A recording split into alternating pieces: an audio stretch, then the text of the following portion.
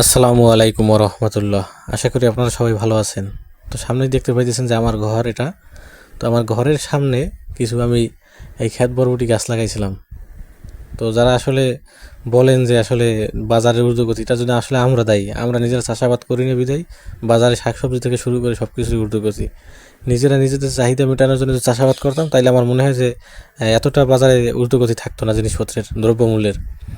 পেঁয়াজ, আলু, যা রসুন যা বলেন যাবতীয় যা সবগুলো আসলে আমাদের নিজেদের চাষাবাদ করা উচিত। তো আমি আমার ঘরের সামনে অল্প কয়েকটা ক্ষেত বরবটি গাছ লাগাইছি, কিন্তু মাশাল্লাহ দেখেন কি পরিমাণ ক্ষেত বরবটি হয়েছে যে, এবং একটা সাইজ কি পরিমাণ, 1 থেকে 1.5 হাত পরিমাণ, দেখছেন বিশাল বড় সাইজের এগুলো। তো এখানে কিন্তু কোনো সার না, কোনো ঔষধ না, কোনো কেমিক্যাল না, কোনো খরচ না, কোনো পাতি না। এবং দেখেন চালের উপর কি পরিমাণ, দেখেন মাশাল্লাহ অনেকগুলো কিন্তু এখানে আপনার আমার পরিবারের যতটা প্রয়োজন তার থেকেও মানে অনেক সময় দেখা যায় যে বেশি পরিমাণ হয়ে যায় আর কি। আমাদের যেটা চাহিদা তার থেকে অনেক সময় বেশি হয়ে যায়।